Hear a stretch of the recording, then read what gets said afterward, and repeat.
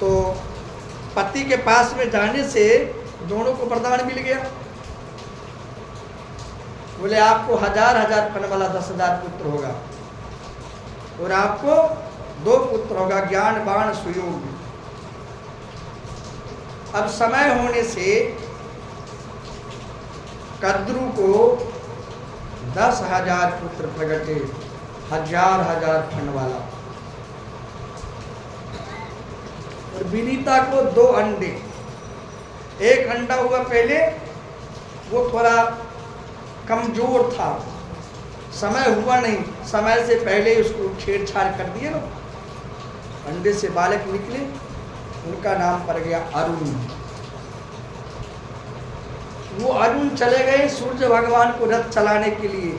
आज भी जो सूर्य भगवान उगते हैं ना, उदय होने से पहले ललमा देता है ना, वही है अरुण। अरुण उदय सकुचे कुमदौ। वो अरुण बोले अपने माँ से, अरे मैया इस अंडा को छेड़छाड़ मत करना, क्योंकि मैंने तुम्हें श्रापित कर दी हूं, तुम दासी पाना काम करेगी।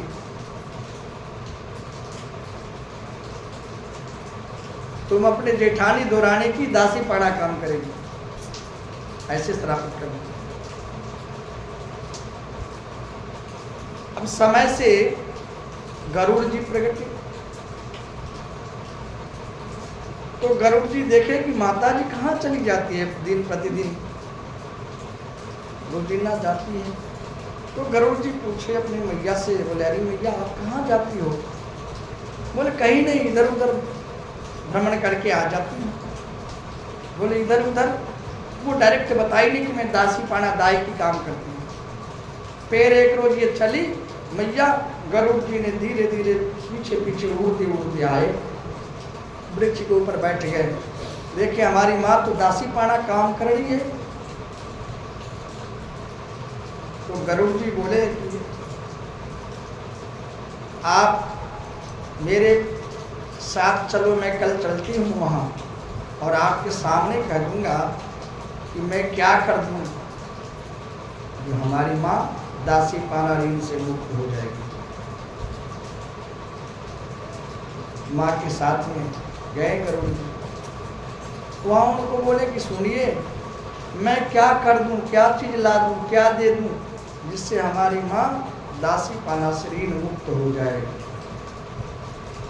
बोले फिर ऐसे करो, हमारे बड़े पुत्र रहते क्षीर सागर में, तो कल मैं जाऊंगा वहाँ, आप पंख पे बैठा लो, हमें भी अपनी माँ को भी, दोनों को वहाँ ले चलो, हमारे बड़े पुत्र हैं, वो जो फैसला कर देंगे वही करना।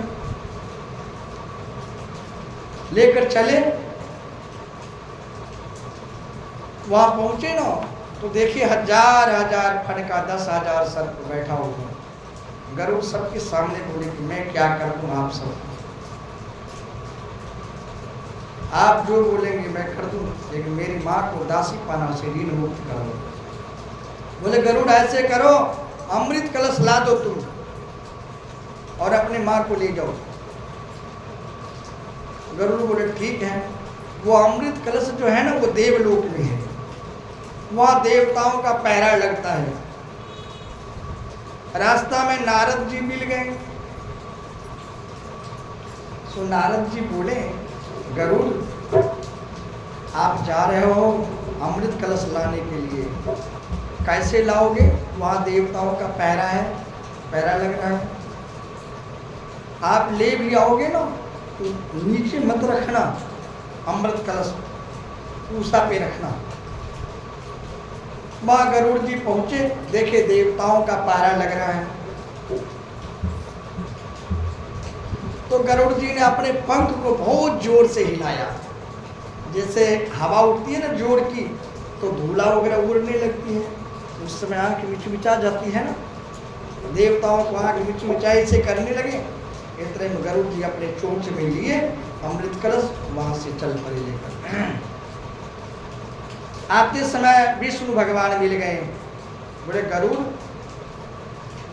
ये अमृत कलश लेकर जा रहे हो, गुस्सा पे रखना, नीचे मत रखना, और तू मेरे से वरदान मांग लो। बोले मैं आपसे वरदान मांगू? बोले हाँ। बोले मैं आपसे वरदान मांगता हूँ। बोले आप भी मेरे से वरदान मांगिए, पहले आप मांगे फिर मैं मांगूंगा। विष्णु भगवान बोले तू मेरा वाहन बन जा। तो गरुड़ जी बोले मैंने आपका वाहन बन गया, अब आप मुझे ये वरदान दीजिए कि हजार हजार फन वाला मेरे सामने आवे तो सबको कहे मैं काट चालू। विष्णु भगवान ने बोले तथास्तु। वहां से गरुड़ जी आए, पूसा पे अमृत कलश रख दिए, सभी सर्प को दिखा दिए, बोले ये लो अमृत कलश, और मैं अपने माँ को लेकर जाऊं? दासी पना रीढ़ मुक्त हो गई ना मेरी माँ? बोले हाँ। गरुड़ जी ने पंख पे बैठाए, माँ को लेकर आ गए। उधर से पीछे से देवता लोग आ रहे थे अमृत कलश की खोज करने के लिए। देवता लोग देखें अमृत कलश यहाँ रखा हुआ, देवता ने अमृत कलश उठा कर लेकर चले गए। सर्प सब आया, जिस कुसा पे अमृत कलश रखा था उस कुसा को चाटने लगे। चाटने के लिए जावे उसका जी कट जाए, जिस कुसा को चाटे उसका जी कट जाए, उसका जी कट जाए, इसीलिए उसका दो जीवा है। और जिस किसी को सर्प का भय लगता हो इस मंत्र को बोल देना, सर्प लौट जाएगा। सर्पाप सर्प भद्रम ते गच्छ सर्प महाविषम जन्मे जयस्य यज्ञान्ते आस्ति वचनम अस्मरा। कैसा भी विषधर नाग रहे वो लौट जाएगा। इतना याद ना रहे तो आस्तिक मुनि की जय कह देना। जल पे सो, जल में आस्तिक मुनि की जय बोल देना, चाहे स्थल पे सो या जंगल में सो या पर्वत पहाड़ पे सो, जहाँ भी सो आस्तिक मुनि की जय कह देना। जिसको सर्प का भय लगता है इस भय से मुक्त हो जाएंगे। अब एक बार जोर से बोलना पड़ेगा, हर हर